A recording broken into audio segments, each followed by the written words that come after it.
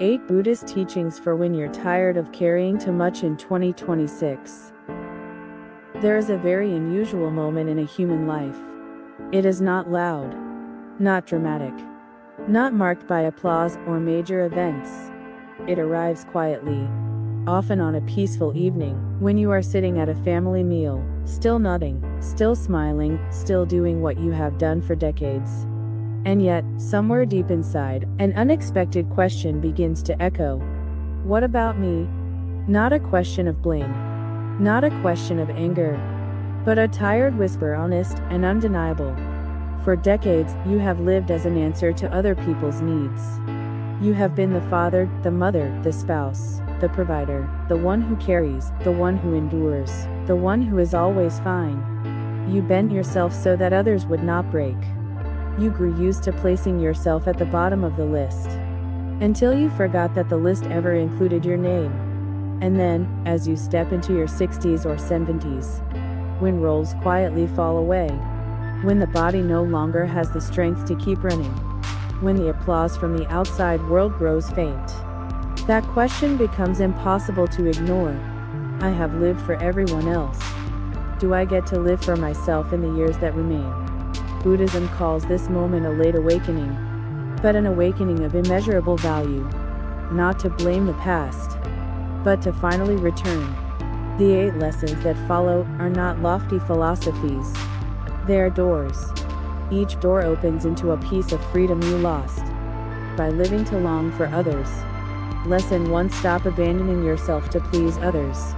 Many people grow old in silence, not because they have no voice, but because they have grown used to swallowing it. They say yes when their heart wants to say no. They smile while exhaustion burns inside. They take on more work, more responsibility, more sacrifice, even when the body is begging them to stop. The Buddha called this state dukkha, suffering born from living against your inner truth, not suffering caused by poverty, illness, or circumstance, but suffering caused by betraying yourself for too long. There is a Buddhist parable about a merchant who spent his entire life traveling far and wide in search of precious pearls. He offered the finest pearls to others, yet never kept a single one for himself. As he lay dying, someone asked him, "Do you have any pearls for yourself?" He looked down at his empty hands and wept. We are that merchant. Each time you say yes while your heart says no, you give away another pearl. Each time you stay silent to keep the peace, you lose a piece of your truth. The Buddha taught choosing yourself is not selfish, it is wisdom. Because the one person you will live with every second of your life, until the very end, is you. The practice is simple. Each morning, before rising from bed, place your hand on your heart and whisper, "Today, I will not abandon myself." That is all. And yet, it changes everything. Lesson to release comparison. Walk your own path. Comparison is one of the quietest sources of suffering in old age. You see friends traveling. You see other people's children succeeding. You see the perfect-looking lives of those around you. And then, despite yourself, a tightness forms in your chest. Did I live my life wrong? The Buddha was clear. There is no single right path for everyone. There is only the path suited to each person's conditions, karma, and lessons. Comparison is a form of violence against yourself. You are comparing your unfiltered inner doubts to someone else's carefully edited exterior. You do not see their sleepless nights. They do not see your quiet sacrifices. The Buddha taught a not a non-self. You are not your achievements. You are not your bank account. You are not your children's success. You are awareness witnessing life unfold. When comparison stops, something miraculous happens. What once seemed small, the garden you tended, the people you helped, the kindness no one applauded, suddenly becomes visible. They were never small. They were simply not advertised. Lesson 3: Release control over what is not yours to carry. Many people grow old carrying an invisible weight. The weight of trying to live other people's lives for them. Worrying about adult children. Worrying about their choices. worrying about futures you cannot control. But the Buddha taught, Worry is not love. Control is not care. In Buddhism, there is the practice of upekkha equanimity. It means seeing clearly what is yours to carry and what belongs to others. Your children have their own karma. Each person has their own lessons to learn. When you try to control, you do not only suffer yourself. You also rob others of their right to grow. The practice.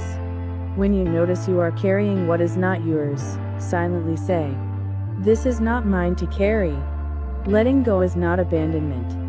Letting go is loving wisely. Lesson for heal before the heart hardens. There are two ways to grow old. One is to soften. The other is to harden. Suffering is inevitable. But the Buddha taught we choose how we meet it. Resentment is like holding a burning coal, hoping someone else gets burned. The first person to suffer is always you. Unheld pain becomes armor. Armor protects, but it also imprisons. Forgiveness does not mean what happened was right. Forgiveness means, I refuse to let this pain decide the rest of my life. Softening does not make you weak. Softening makes you free. Lesson 5. Simplify life to hear your inner voice. Wisdom does not come from adding more. It comes from subtracting. Less possessions. Less scheduling. Less noise. Everything you own demands your attention. When you own too much, you are the one being owned. When outer space becomes simple, inner space becomes clear. You begin to hear the voice you abandoned decades ago. The Buddha taught, the one who knows enough is the richest of all. Lesson 6. Non-attachment without closing the heart. Non-attachment is not coldness. Non-attachment is loving fully without gripping tightly. Everything is impermanent: health, relationships, even this body. Suffering arises when we demand permanence from what cannot last. To love with wisdom is to know. Loss is the price of love. And love is still worth it. Lesson 7. Release the identity you have outgrown. You are no longer who you were 40 years ago. And that is not loss, it is evolution. The Buddha taught there is no fixed self. You are a river, not a statue. Old roles were once necessary. But now, you no longer need to prove anything.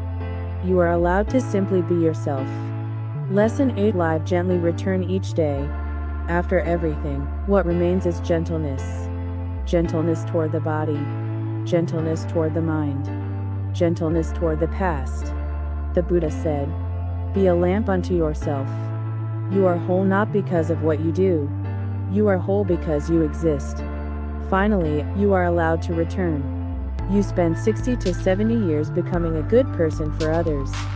Now it is time to live the remaining years as someone who is honest with yourself. You do not need to change everything. You only need to return, breath by breath, moment by moment. And when you live this way, you discover a gentle truth. You were never lacking in value. You simply forgot that you, too, deserve to be loved. Thank you for watching until the end of the video. Don't forget to like and subscribe to the channel to watch more interesting videos.